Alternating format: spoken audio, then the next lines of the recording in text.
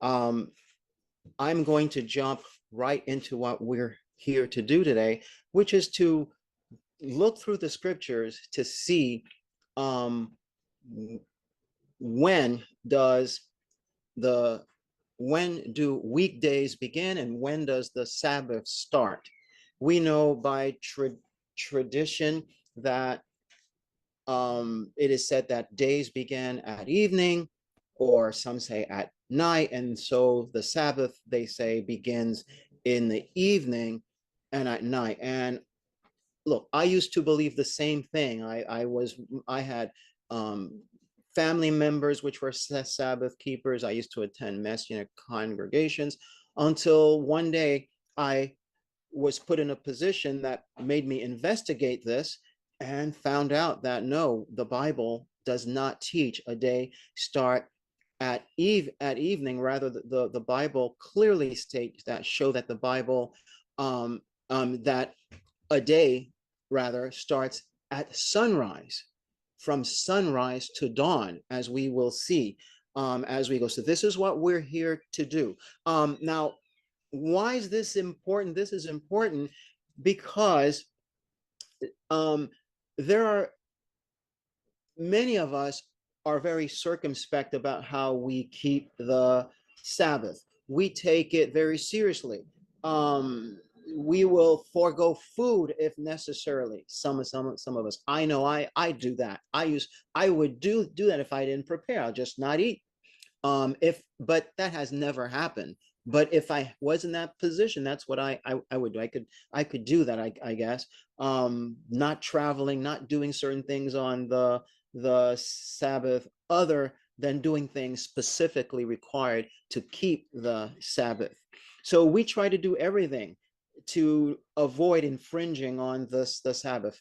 Um, and there are others who are not so minded, and on the Sabbath would decide, hey, I'll go to the store and buy, or go to a restaurant and eat. I've met people who are of that mindset regarding the Sabbath. Not necessarily um, a good example, but we need to be good example. We must make sure now that we are keeping the Sabbath exactly as Elohim commanded it, not as we want to do, not as tradition states. We need to see what the scriptures say and make sure we follow that. We must make sure we are good models, that we model the Sabbath properly and teach it as the scripture requires. So we don't become causes, or I should say, so we don't cause others to sin by our erroneous teaching or by our bad example. Is very important. So this is what it's about, for we're not to add or to take away from Elohim's word. So what we're going to do, we're going to look through Genesis. We're going to look through see some word definitions, so it could help us understand what it is we are reading in the book of Genesis chapter 1, verses 1 through 5, and Genesis chapter 2 as well. We'll look through Exodus, especially Exodus chapter 16. We'll look at the matter with Nehemiah setting guards to safeguard the Sabbath, and more as time goes on. So let's jump into it. Um, and again, if disciples can know what the truth is, then many of us will not need to make some of the sacrifices that we have been, unnecessary sacrifices we have been making in the past, because we were following a tradition where the Sabbath starts at evening. So we're rushing home, we're rushing to do this, barely time to rest. And it seems sometimes that the day that's supposed to be of rest becomes one of the most stressful times as we're preparing. No, we will see that the day starts at sunrise, and Elohim has given us ample time to prepare for the Sabbath. So in Genesis chapter 1, verses 1 through 5, it says here, in the beginning, Elohim created the heaven and the earth was without form and void, and the darkness was upon the face of the deep, and the spirit of Elohim moved upon the face of the water. And Elohim said, let there be light. And there was light, or as the Strong's, the Young's Bible says, the Young's translation says, and light is. Let there be light, and light is. And verse 4, and Elohim saw the light that it was good, and Elohim divided the light from the darkness. Verse 5, and Elohim called the light day, and the darkness he called night, and the evening and the morning the first day.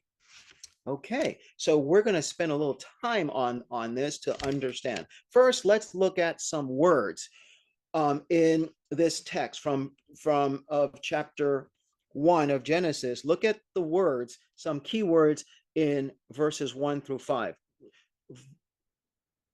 We see the word darkness. We see the word light.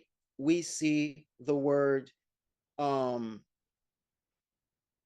night, evening, and dawn, or morning. Okay, so the word for darkness here is choshek. And that's important to understand. It's not night. It's not night. We will see the word for night in a moment. So the word for darkness is choshek. It's an unpleasant, dense darkness without any light.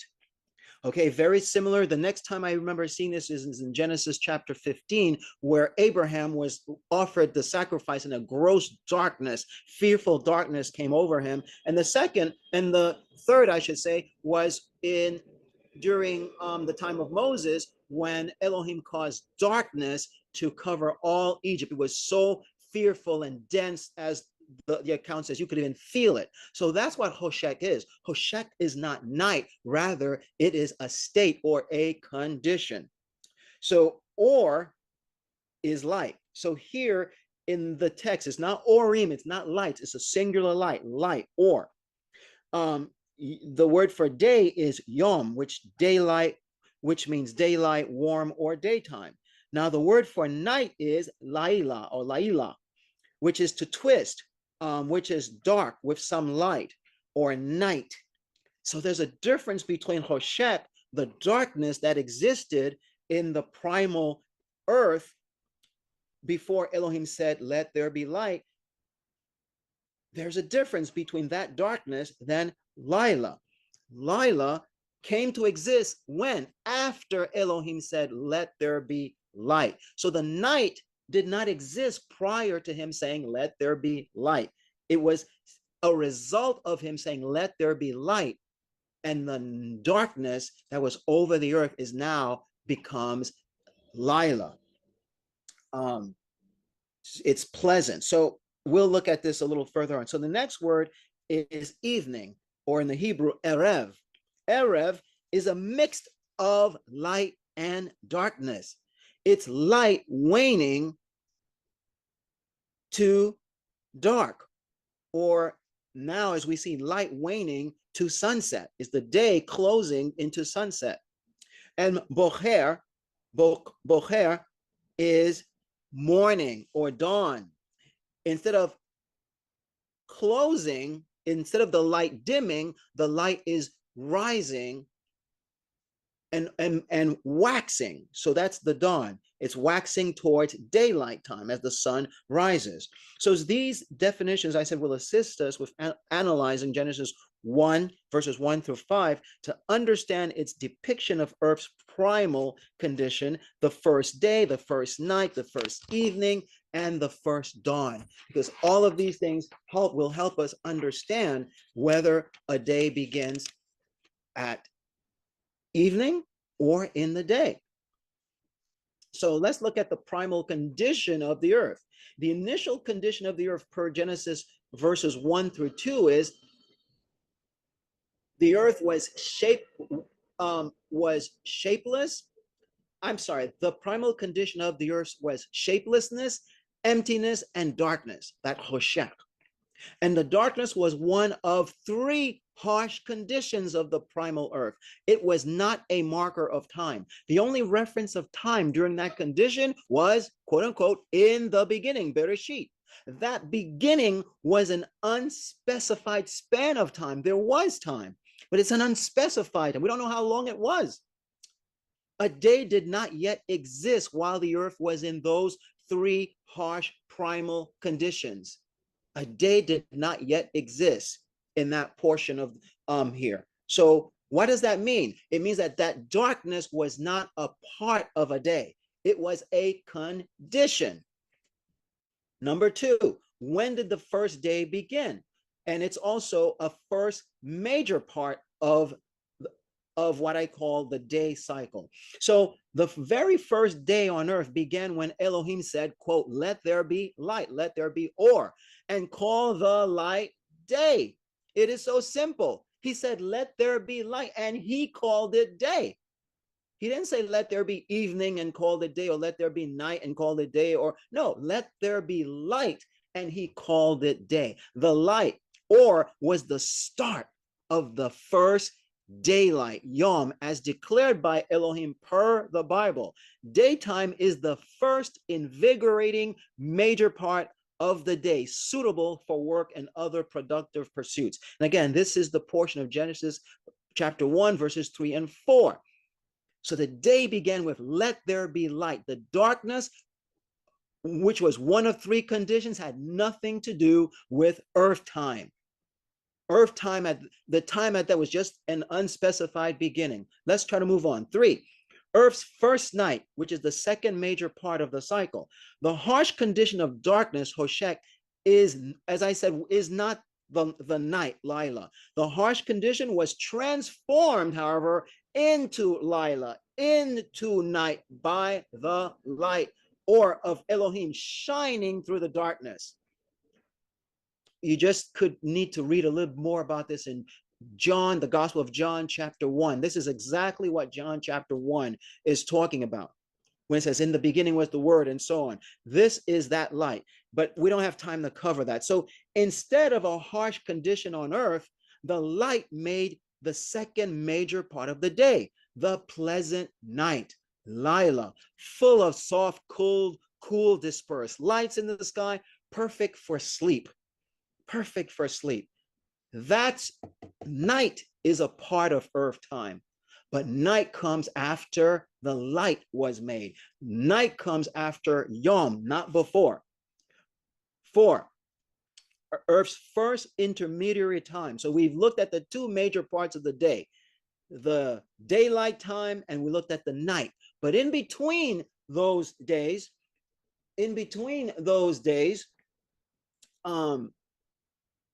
are intermediary times, evening and dawn, Erev and Bocher.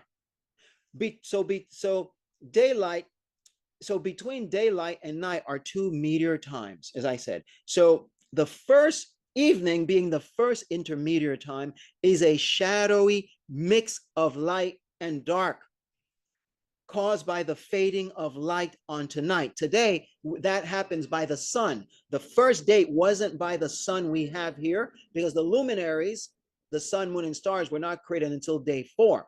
But that was a divine light. So the night, so evening is actually the light, the bright light actually as a result of the bright light waning, closing into darkness. You cannot have evening unless you have light. You cannot. So this is the first. So the first is a brief transitional phase between daytime and nighttime, which occurred after the daylight was declared and as a result of light. Like the evening, the dawn or morning, Bocher, is the second intermediate time, is a transition from night, Lila, to daytime, Yom. So dawn is, in effect, as you will see, the last part of the cycle, clearly stated in Genesis chapter 1. It's not evening to evening. That's not what Genesis says. Thus, evening is not the start of the day, but rather a transition, mix, or era from day to nighttime. Genesis chapter 1, verses 5. That's where this information, you find it. So what's the entire cycle? The cycle of Earth's first day began from light to evening to night and to dawn. And this is what I mean. So the first day Yom was by light, or which included subsequent parts of evening, night, which is Lila. I'm sorry, evening, which is Erev, night, Lila, and dawn, Boker. Those words that we've reviewed before all represent a day's chronological cycle. That's the order: daylight, evening, night, and dawn.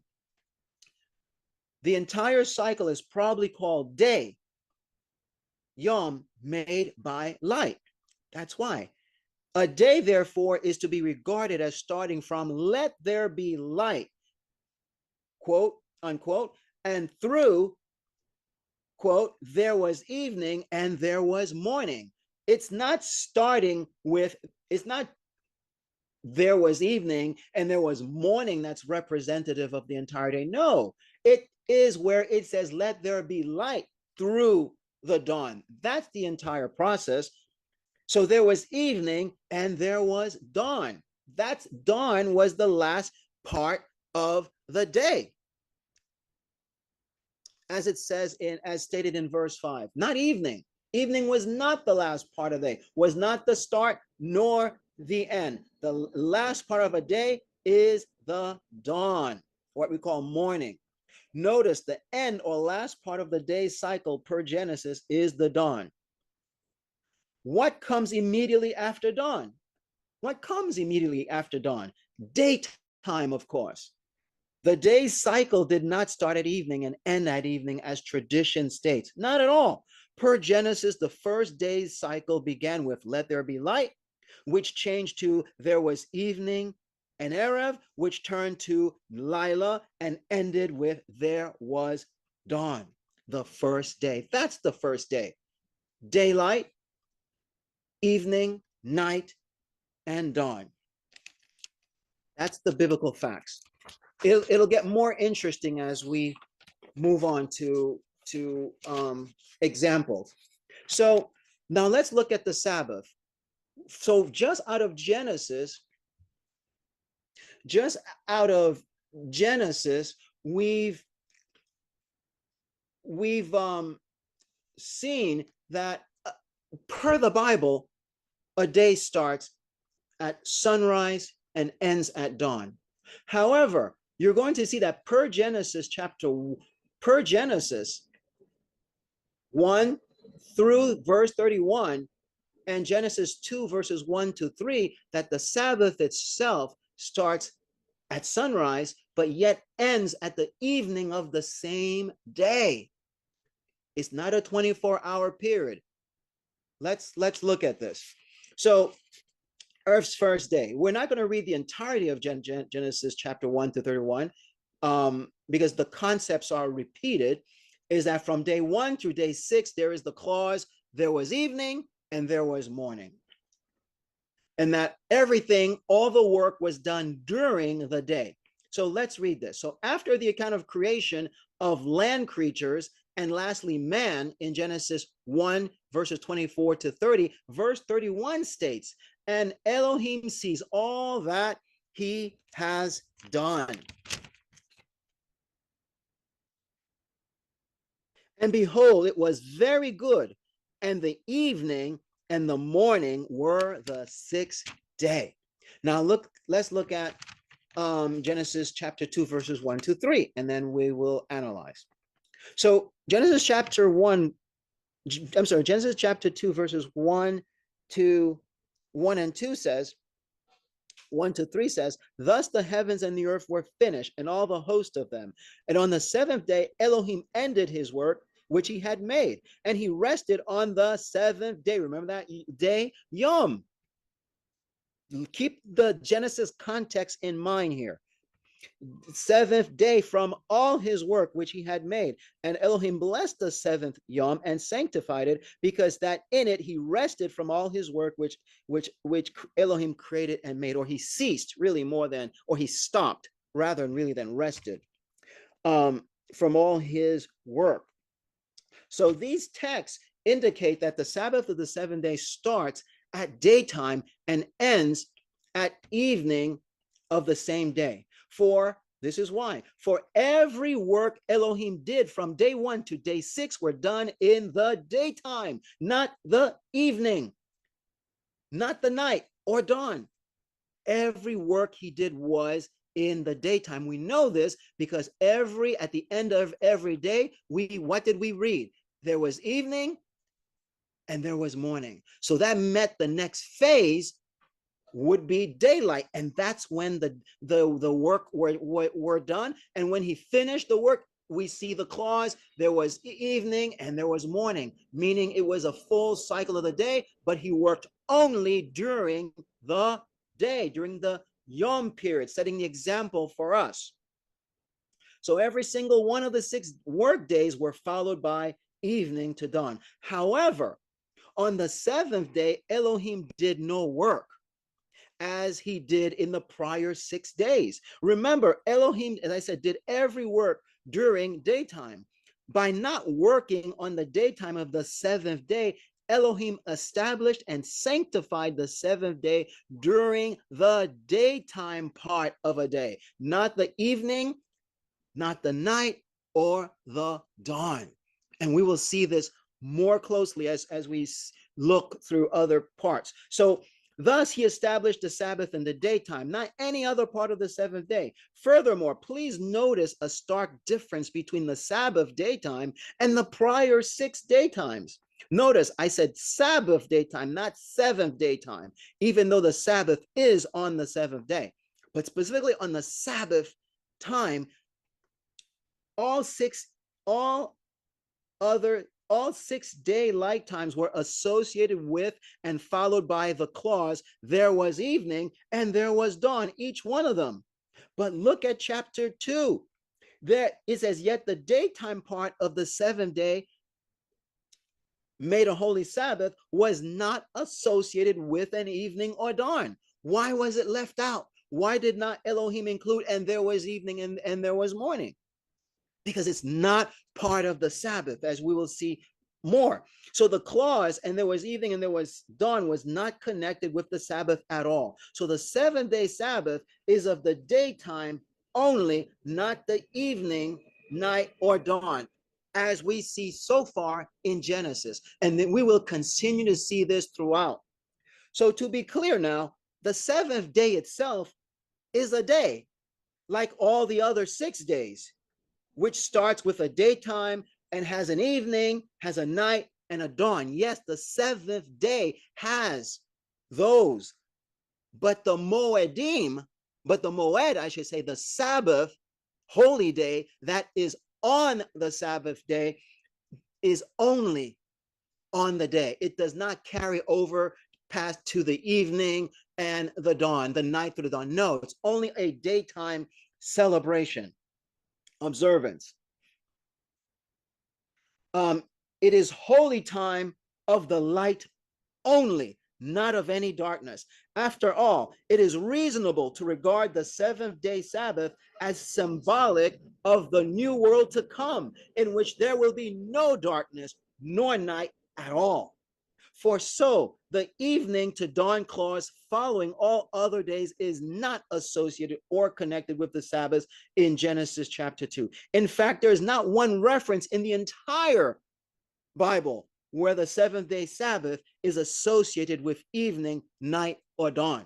I even researched some of Josephus's teachings and tried to find there. I found none where the Sabbath is associated with the night in his records. So the Sabbath day is not like other days or other holy days.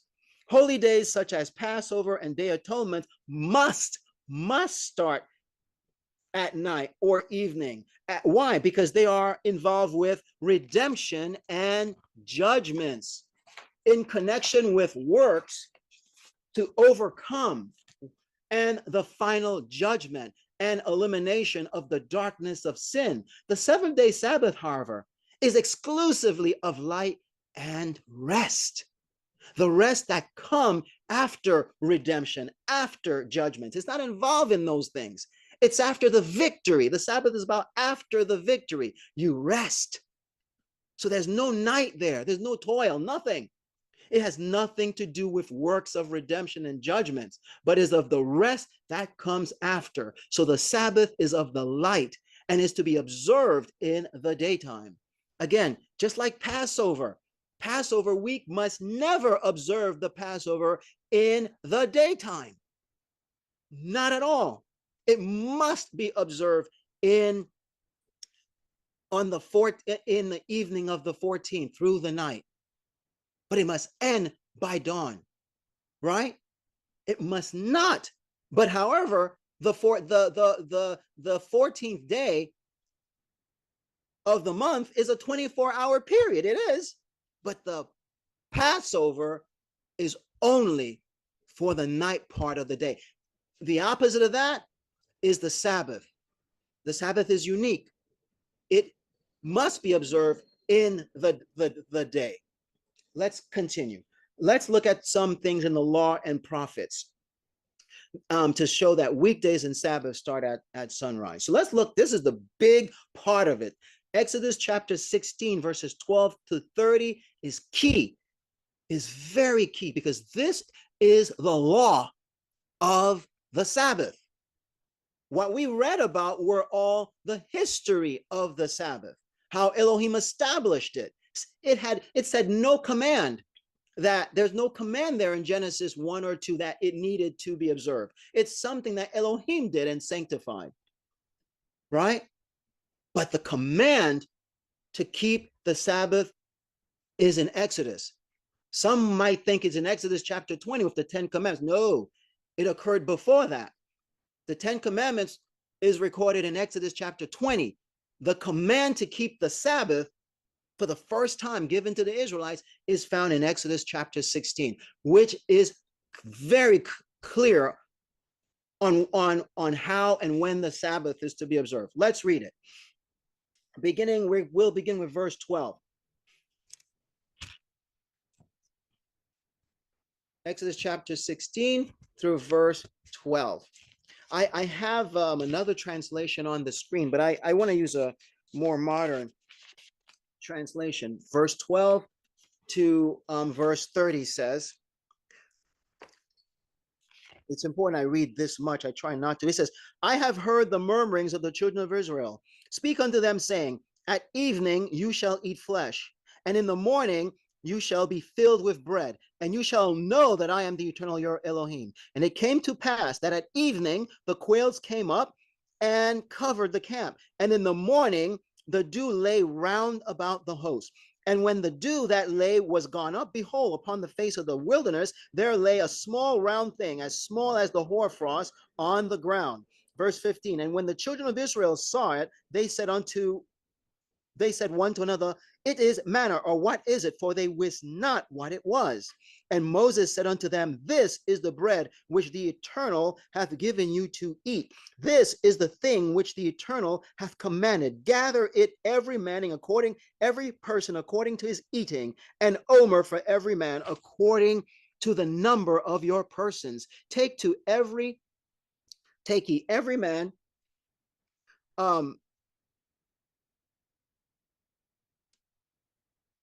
Yes, take ye every man for them which are in his tents. And the children of Israel did so, and gathered some more and less. Verse 18. And when they did measure it with an omer, he that gathered much had nothing over, and he that gathered little had no lack. They gathered every man according to his eating. This is a miracle in of itself. About the manna. So Moses said, let no man leave of it till the morning. Okay, this is day 1 now, okay? And the instructions, don't leave any of it till the morning. Notwithstanding, they hearkened not, verse 20, notwithstanding, they hearkened not unto Moses, but some of them left of it until the morning, and it bred worms and stank. And Moses was wroth with them, and they gathered it every morning, every man according to his eating. And when the sun waxed hot, it melted. So by noon, it melted. Around noontime, it melted. And verse 22, and it came to pass that on the 6th day, they gathered twice as much bread, 2 omers for one man. And all the rulers of the congregation came and told Moses. And he said unto them, this is that which the Eternal hath said. Tomorrow is the Sabbath of the holy tomorrow is the rest of the holy Sabbath unto the Eternal. Bake that which you will bake today, and seethe or boil that which you will seethe, and that which remaineth overlay up for you to be kept until the morning. And they laid it up till the morning, as Moses said, and it did not smell, neither was there any worm in it. And Moses said, eat that today, for today is a Sabbath unto the Eternal. Today ye shall not find it in the fields. 6 days ye shall gather it, but on the 7th day, the 7th yom, 7th light time, is the Sabbath. In it there shall be none. And it came to pass that there went out some of the people on the 7th day for to gather, and they found none. And the Eternal said unto Moses, how long refuse ye to keep my commandments and my laws? See, for the Eternal hath given you the Sabbath. Therefore he gives you the 6th day, the bread of 2 days. Stay every man in his place. Let no man go out of his place on the 7th day. So the people rested on the 7th day. Let's review. So we can see here already in verse 22 that on the 6th day Moses taught the Israelites that the Sabbath was to come in the morning after the 6th day, not the evening or night of the 6th day. Do you notice that? It's so important. This is the law of the Sabbath. Whatever is said here had to be clear. As you know, later on, lives were lost because of the Sabbath. Great punishments were suffered on account of breaking the Sabbath. So it had to be very clear for people to know what the rules were. This is it, brethren, in Exodus chapter 16. So already in verse 22 of chapter 16 says, on the 6th day, Moses taught the Israelites the Sabbath was to come in the morning. And he says unto them, it is that which you to have spoken of, a rest, a holy Sabbath. Okay? Already we said in verse 25 through 30 says, and when the 7th day started in the morning, Moses emphatically taught the Israelites, today is the Sabbath. There was no mentioning of last night or evening or the 6th day. We will consider this. But again, verse from chapter 22 to 24, already Moses told them while it was the 6th day, tomorrow is the 6th day. Tomorrow is the 7th, is the Sabbath day. Tomorrow, he told them. He didn't tell them this evening or tonight, but he told them tomorrow. And when tomorrow came, again, he did not say last night or last evening. He says today is the Sabbath. So let's examine. So Exodus, as I said, Exodus chapter 16, verses 12 to 30 is the first record of Elohim commanding the Israelites to keep the Sabbath, giving them specific details on when and how. Throughout the entire instruction given, not once was any directive given about the evening or night in connection with the Sabbath or when the Sabbath was to be observed. Not one, brother, not one. How could something start in the evening? And there's not one instruction about it being in the evening. So the Sabbath does not start in the evening and does not include an evening at all. If the Sabbath included the evening or night, certainly there would be instructions concerning those periods in connection with the Sabbath. Consider this. After all, the quail came in the evening. That's why it's part of that instruction. The quail came in the evening and would require much more effort and time to prepare. They needed to be gathered, killed, properly drained of blood, stripped of feathers, and cooked. That is quite labor intensive. Yet again, not one instruction or concern was given for handling the quail that came in the evening in connection to the Sabbath. Not one. So this shows that by hands-on instruction, using quails in the evening with little to no instructions, while giving manna in the day with several specific instructions with emphasis on the daytime gathering and preparation. It's clear by this that Elohim was ingraining in the minds of his servants that the Sabbath was a daytime event. Through Moses, he commanded the Israelites to keep the Sabbath on the morrow or day after the sixth day. Again, I'm saying not the evening or the night of the sixth day. Secondly, when the seventh day came early in the daytime, Moses emphatically said, today is the Sabbath.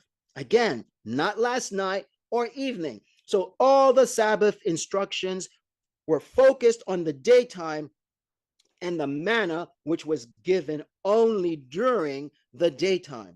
Thus, per Exodus chapter 16, verses 12 to 30, it is clear that the Sabbath starts is in the daytime of the seventh day and ends at evening of the same day, because there's no instruction about evening. Because if it started in the evening, we should have had some instructions about the quail. Now, when the Sabbath day came and evening came at nighttime, there should have been instruction about the quails too. There were none, because the quails were coming in every day, not just one day. All right, so that's the law. Now that's the instruction concerning the history of the Sabbath and how it's to be kept. Let's look at why days must start at sunrise, where it's really not an option. It's not an option because of some of the sacrificial laws you will see. Let's examine some sacrificial laws. This can be understood by examining the timing of the first sacrifice offered when the tabernacle was initially assembled, as recorded in Exodus chapter 40. For per the record, the cloud came over the tabernacle when the very first daily sacrifices were offered. What does that tell us? Well, the cloud of Elohim, when during their travels, he gave them the cloud by day and the fiery pillar by night. So Exodus chapter 40, verses 1 and 2, 29, verses 34 and 38 covers the tabernacle up to the day it was erected on the first day of the first month. So it tells us that the cloud was over the tabernacle, not the fire. So that tells us that that first sacrifice was offered when? In the day. What's important is that that was the beginning of the perpetual sacrifice. It never stopped that day unless it was interrupted by some mishap, captivity, or other things. But it was the beginning. So that means the next day, it would begin in the morning, and end by dawn. That's how that worked. We'll see that. That's the perpetual offering. That was the first one offered, is when the tabernacle was erected, as recorded for us in Exodus chapter 40. More details. There are more proofs in Leviticus chapter 6, verses 8 to 13, and Numbers 28, verses 1 to 4. In verses 8, I'm reading this from the Young's translation here. It sounds a little awkward, but just bear with me. It says in verse 8, and the Eternal speaketh unto Moses, saying, command Aaron and his sons, saying, this is a law of the burnt offering. It is the burnt offering because of the burning on the altar all the night unto the morning, and the fire of the altar is burning on it. That the priest hath put on his long robe of fine linen, and his fine linen trousers he doth put on his flesh, and hath lifted up the ashes which the fire consumeth by the burning offering on the altar. He hath put them near the altar, verse 11, and he hath stripped off his garments and hath put on the other garments and hath brought out the ashes unto the outside of the camp unto a clean place, verse 12, and the fire on the altar is burning on it. It is not quenched, and the priest hath burnt on it wood when? Morning by morning, and hath arranged on it the burning offering and made perfume on it with the fat of the peace offering. Okay, let's analyze this. So we know Elohim declares what? The end from the beginning. He declares the goal before starting, which is very a wise way for us to do things. We accomplish more when we have the goal in mind. But Elohim is far above that. But still, he declares his goal. His goal here, we're talking about fire. He wants the fire to burn all through the night. Obviously, that's dangerous. That's why he's saying part of this, because there's a law concerning how it's to be done. The law, the goal is for it to burn perpetually. This is that offering that was recorded in Exodus chapter 40, that perpetual sacrifice of evening and morning. So here, we're told it must burn continually. But when does it start? Morning by morning, according to verse. In the morning, that's when the priest is to set the wood and get it going. So it starts in the morning, but it must continue burning even overnight. You don't turn it off, even though it's potentially dangerous. And that's why that is said, because normally fires are turned off in the night because they're dangerous. But this must not be turned off. It is a perpetual offering. Let's look a little bit more about this in Numbers chapter 28, verses 1 to 4. The order of the sacrifices, which is very important. Verse 1 says, again, still from the Young's translation, it says, and the Eternal speaketh unto Moses, saying, command the children of Israel, the sons of Israel, and thou hast said unto them, my offering, my bread for my fire offerings, my sweet fragrance, ye take heed to bring to me in its appointed season. And thou hast said to them, verse 3, this is the fire offering which ye bring near to the Eternal, 2 lambs of a year old, perfect ones, daily, a continual burnt offering. So it's the same thing here we read about in Leviticus, but here we're having more details about the animals being offered. And thou hast said to them, this is the fire offering which you bring unto the Eternal, 2 lambs, sons of a year, perfect ones, daily, a continual offering. This is important to notice. The one or first lamb you prepare in the morning, and the second lamb you prepare in the evenings. Okay, what's the importance about this? We'll see. Keep that in mind. It's a daily sacrifice. It's not a sacrifice that's carried over 2 separate days. No, each day, like day 1, must have a sacrifice in the morning and a sacrifice in the evening, day 1. And for all days, even on the Sabbath day, this is not interrupted, as the book of Numbers tell us. It's a perpetual. So notice the wood and offering were set in the morning to burn all night to ashes until replaced at dawn. The first lamb in the morning, the second lamb at twilight. Let's look at the diagram. Look at the first diagram. Okay, keep your eyes on that diagram. Okay, so look at the diagram as I say this to you. So the first lamb was offered in the morning, and the second lamb at twilight. This law required that 2 animals be sacrificed each day. The first one in the daytime to evening, and the second one from evening to dawn.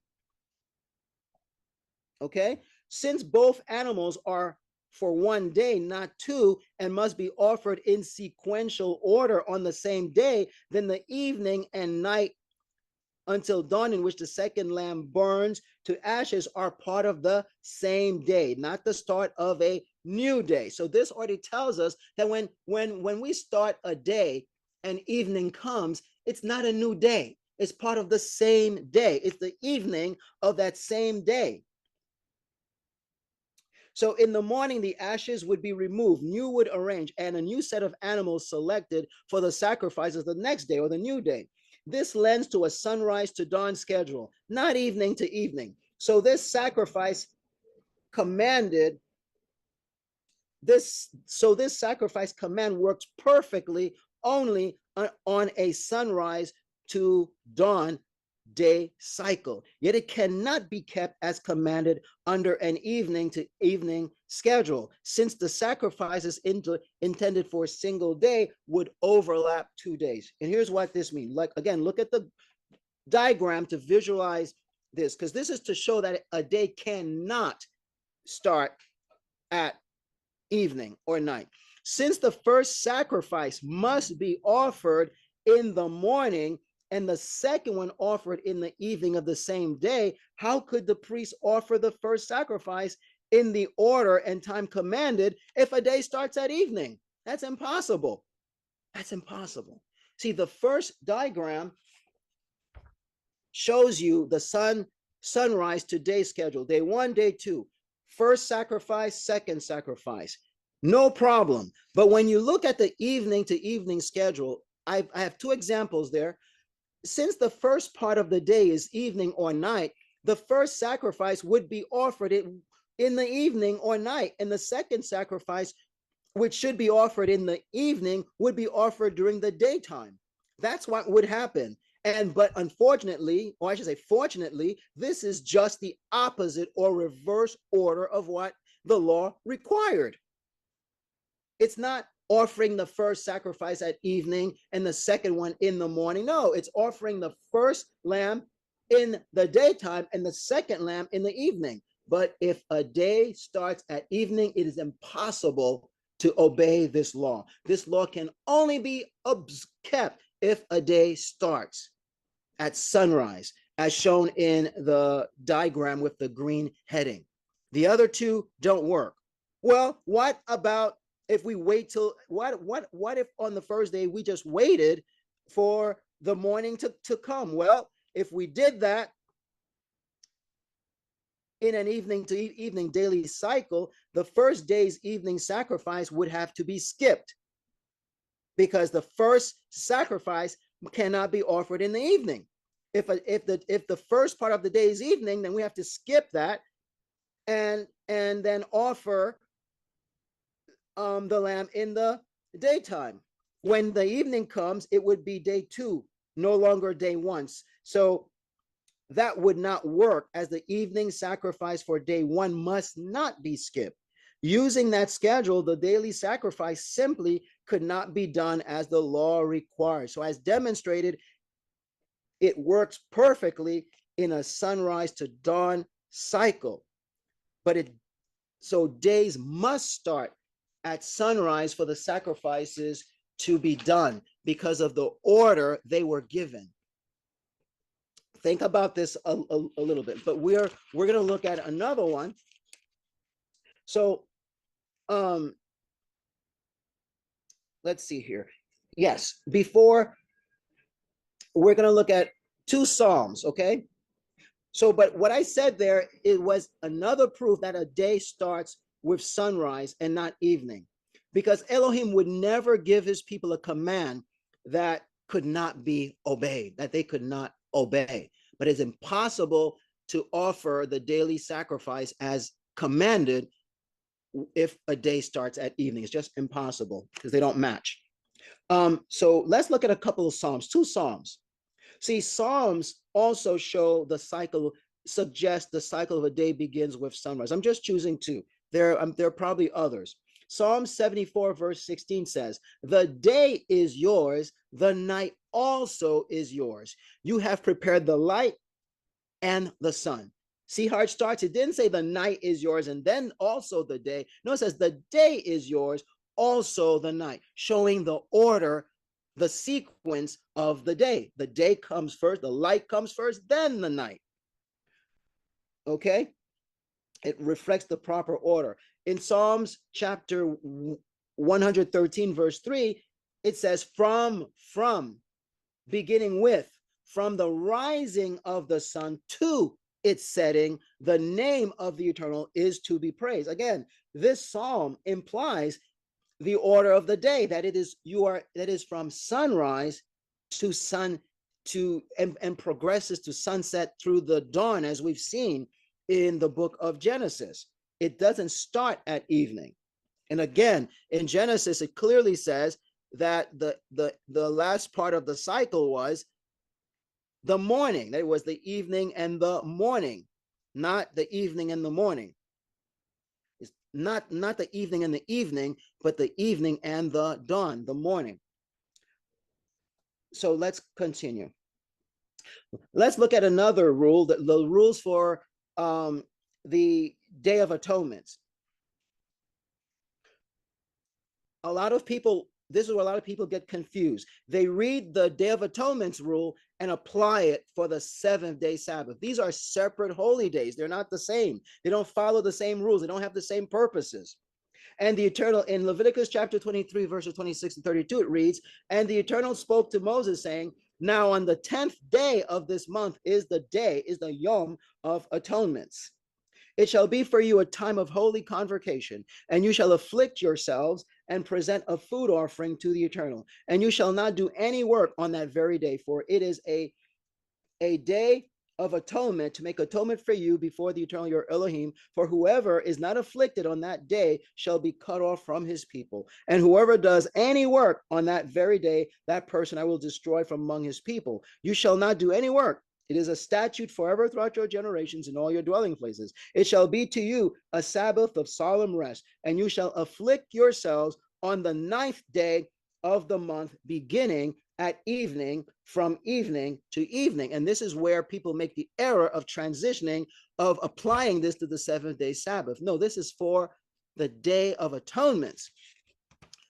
But believe it or not, even with the Day of Atonement, to keep the Day of Atonement the way it's commanded here, where you start your rest on the evening of the 9th, and you observe the ceremonies in the day, you have the atonement done in the day of the 10th, a day must start at sunrise for that to happen properly.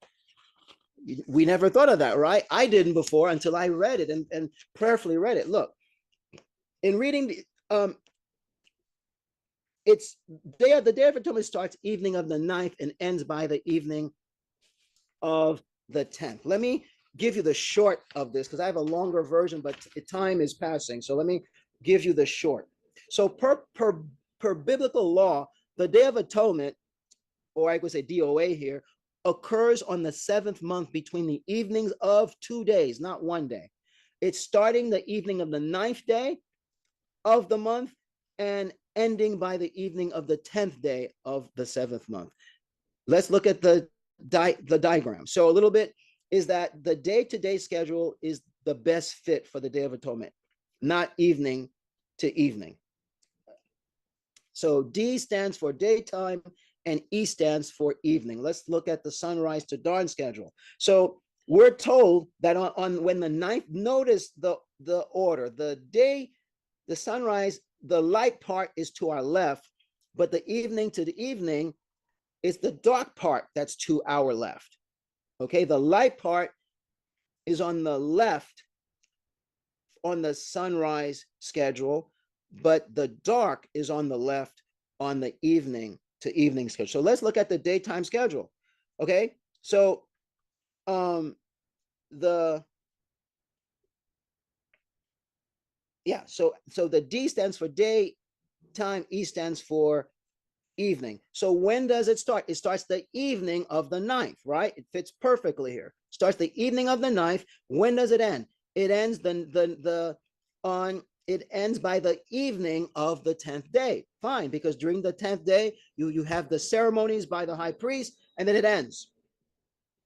Perfectly, no problem. Let's look at evening to evening. You're going to see problems. So what's the command? It says, begin your Sabbath on the 9th day of the 7th month. That's what it says, right? Okay, so let's look at the evening. When does a day start? A day starts at evening. We have a problem here, because if a day starts at evening, we're going to start. Yeah, let me retract. Let me get this, try to say this in a shorter way. So let's me back up. Let me just say what's on the screen for you. I was going to say something longer. This is shorter. So the common explanation for Schedule A, which is what I have here, is the ninth at evening is the ending rather than its beginning. Keep in mind, normally it is said a day starts at evening. But in this case, what tradition does is that it says, no, in this case, the ninth is the ending. Ending is its ending rather than its beginning. So by tradition, the Day of Atonement begins on the 10th day of the seventh month at sundown. You will hear it all the time in the news and see it on calendars that the Day of Atonement starts on the 10th. So what happens here, the afflicting the soul would start on the 10th at evening with the priestly offerings done during the daytime of day 10. It sounds right, but it's not, because you know why? Because it excludes the ninth day. The ninth night is excluded, which does not match the command to start on the ninth and to finish by the evening of the 10th. In actuality, the Day of Atonement would be observed between the evening of the 10th and 11th rather than the 9th and the 10th. That's what happens if you pay attention. When the seventh month comes, watch what happens. You will see that the observance is actually happening between the evening of the 10th and the 11th, not the 9th and the 10th. You will see that. You will see that. So that's what's actually happening, but no one's paying attention. Another option is, okay, since the 9th must be included, that's option B, then let's start it in the evening. Start it in the evening, okay? But if you start the celebration in the evening on the 9th, then what's going to happen, you will do everything on the 9th because it's a 24-hour period. The night comes, you observe, you start atonements on the 9th according to the commandment, but the problem here is daytime of the 9th comes the next in the morning. So it's still the daytime, not the 10th. So it doesn't work, because what must happen is that it must be that you start observing in the evening, and then the evening of the 9th ends by daytime, and then the 10th starts at daytime, and the services occur. That's as shown in the diagram. The first on the left, showing it starts in the evening and ends. It starts in the evening of the 9th and ends by the evening of the 10th. That's what's supposed to happen. But under the current traditional rules, it doesn't happen. And it can't happen because they're starting the day in the evening. It cannot work. Brethren, let me see how much time I've got. Oh, wow. So let me try to finish off here. There's so a lot more to cover. Let's look at one more and then we'll try to end, because I don't want to hold us too long. It's already an hour. So we see, again, the common arguments about the Day of Atonement, that being, applying its rules to the Sabbath isn't correct, isn't biblically sound, because there's two separate holy days and totally different purposes. Again, the Day of Atonement is about judgment. It's about atonement. That's what it's about. The Sabbath is about the rest that comes for those that are already atoned for. The rest in Elohim, the rest in Yeshua, we can say today in New Covenant times. That's what the seven-day Sabbath is about. So let's look at Nehemiah. Nehemiah is another situation. It says in Nehemiah provided safeguards to protect the Sabbath when they came out of the captivity. Nehemiah chapter 13, verses 19 tells us, and it comes to pass when the gates of Jerusalem have been darkened before the Sabbath, and I speak, and the doors are shut, and I say that they do not open them till after the Sabbath. and of my servants I have stationed at the gates. There doth not come in a burden on the Sabbath day. Okay, so again, that's the Young's literal translation. So notice about this. So the issue here is that people use this to say, you see, Nehemiah placed the guards and he's protecting the Sabbath because the Sabbath, and so the Sabbath starts at evening. Not at all. No, not at all. Notice, Nehemiah's guarding of the Sabbath lends to a sunrise Sabbath schedule, not evening or dark. The word, not evening or dusk. The word grow dark, salal, in the Hebrew conveys the idea of hovering, a shady twilight, something opaque, becoming dark, shadowing. So it was evening, getting dark. Did the Sabbath start yet? No, the Sabbath did not start. It's either, it did not start. So if a Sabbath started at evening, it should have already started since it was getting dark. When does the Sabbath start? Normally, people will say at evening. Okay, so, but it's already dark, getting dark, opaque. You can't see through it. But the Sabbath did not start. So also, if Sabbath started at the evening, consider this. Why would the faithful and zealous prophet Nehemiah, who was urgently striving to safeguard the sanctity of the Sabbath, wait until the last minute to close the city gates and place guards to watch overnight? Why would he wait so late for that when it's already dark? Why would a wise and zealous prophet wait so late? That does not make much sense if the Sabbath was to start at evening or night, because that's kind of late. However, for instance, if the Sabbath started at evening, it would have made better sense, be more efficient to close the gate and set the watch long before evening, not wait for it to get dark, supposedly when the Sabbath would have already started. But per the text, it was growing dark, the evening transitioning to nightfall, and the Sabbath did not start because it said before the Sabbath, that it was getting dark before the Sabbath. Sabbath didn't start. That's one point. Let's go back to Nehemiah's thinking. The Bible fact is, the law as found in Genesis, Exodus, and etc., are quite clear on when the Sabbath starts. It is not sensible for anyone to try to use later accounts in the Bible to contradict what was previously written in the law. This amounts to pitting one scripture against another, breaking scriptures as Messiah warned against. Moreover, Nehemiah, obviously being a prophet, he knew the ancient Sabbath law in Genesis and Exodus. He wisely implemented his Sabbath safeguard as at evening, so everyone needing to enter or leave the city would do so long before the Sabbath would start. Once that was done, the gates were closed so no one could enter or leave to buy or sell or to carry any burden when the Sabbath would start. So thus the prophet Nehemiah applied a safeguard in the dark strategically and wisely, which kept citizens in while keeping merchants out long before the Sabbath started. This is a sound statement. You know why? Because I said the law was already written in Genesis and Exodus.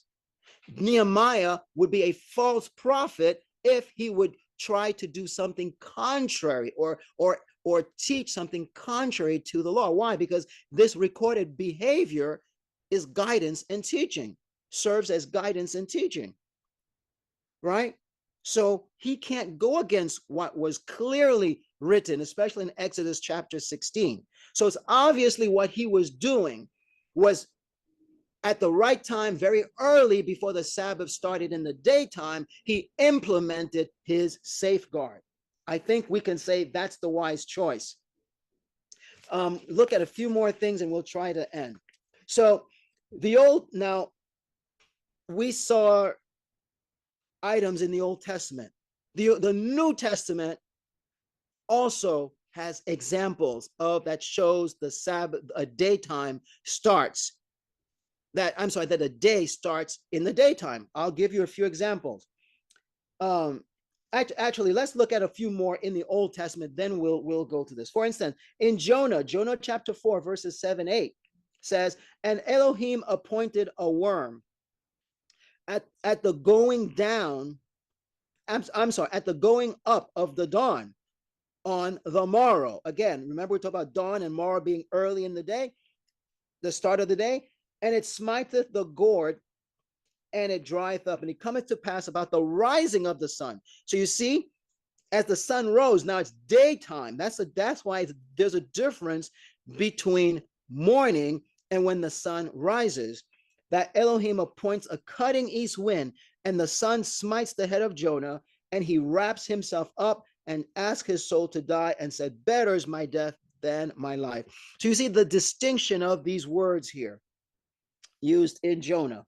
Let's look at some other examples. Numbers chapter 9, verses 15. It says, on the day that the tabernacle was set up, the cloud covered the tabernacle, the tent of testimony, and at evening it was over the tabernacle like the appearance of fire until the morning. Remember, that's what we talked about before when the tent was being erected as per the account in Exodus chapter 40. You see, it was a cloud over the tabernacle, indicating that the sacrifices were being offered during the day. It didn't start at evening. That cycle started in the day. It even says, and at evening, it was like a fire. So Numbers chapter 9:21 says, and sometimes the cloud remaining from evening until morning, evening until dawn,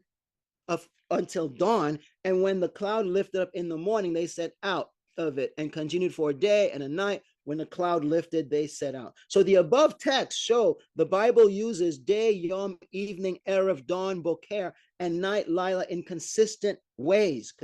They show that a day begins after dawn, not at evening.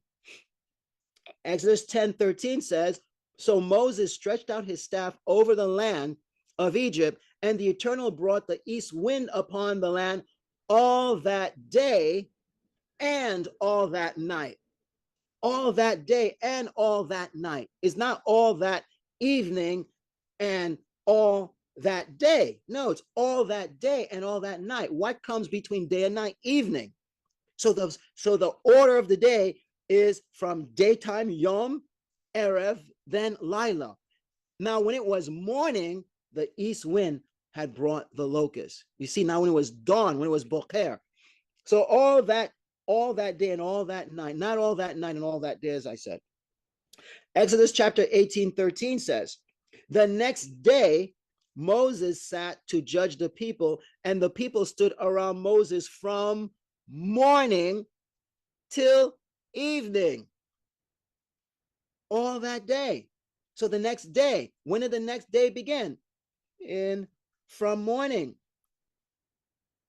Okay, so that's mahar. Mahar, that's the Hebrew word mahar. Next day, started from morning to evening, not evening to morning again. So Exodus 32, verse 5 and 6 says, when Aaron saw this, he built an altar before it. And Aaron made a proclamation saying, tomorrow shall be a feast to the Eternal. And they rose up early the next day. So tomorrow did not come at evening. Okay, the next day came in after the morning, and they rose early the next day and offered the burnt offerings. Do a few more. We try to move on.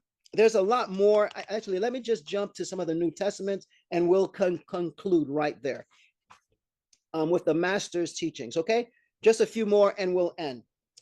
I have to skip a few things. So it says that in the New Testament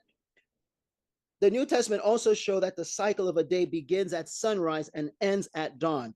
It also shows the Sabbath in association with daytime only, and that it ends by evening. In fact, Messiah Yeshua affirmed this when he said, I must work the works of him that sent me while it is day. Night comes when no man can work. John 9, the Gospel of John, verses 9 and 4. So you see the order. First the day, then night comes. It's not night first, then day. And in another passage, Yeshua answered, are there not 12 hours in the day? If anyone may walk in the day, he doth not stumble, because the light of this world he doth see. And if any man may walk in the night, he stumbleth, because the light is not in him. So again, the contrast between night and day, implying its order. Evening is the ending of the daylight of the same day, not the start of a new day. Like right now, people, like today is what? Today is Thursday. By the traditional mindset of when a day starts, right now it's Friday, or right now it's the sixth day. But that's not biblical. That's tradition. Let's look at John chapter 20. John chapter 20, verses 1 and 19. And on the first of the Sabbath, that's at the resurrection. This is per the Young's literal translation. And on the first of the Sabbath, that's plural, Mary the Magdalene comes early, being yet darkness, to the tomb. And she seeth the stone having been taken out of the tomb, it being therefore evening on that day, the first of the Sabbaths, and the doors having been shut where the disciples were assembled through fear of the Jews, Yeshua came and stood in the midst and said to them, peace to you. Again, these are two verses, okay? Verse 1 is the one about Magdalene. Now, it says it being the evening of that day, the point being here is that he rose on that day, the first of the Sabbath, so translated as first of the weeks in our common translation, first of the week, that it was evening of that day. So he appeared to them on that first of the week in the evening. He showed, Mary Magdalene saw him in the daytime of the first day of the week, but at the evening of the first day of the week, he appeared to his disciples, showing the day did not change. One more and then the conclusion. Mark chapter 4, verses 1 and verse 35. And again, he began to teach by the sea, and there was gathered unto him a great multitude, so that he, having gone into the boat, sat in the sea, and all the multitude was near the sea on the land.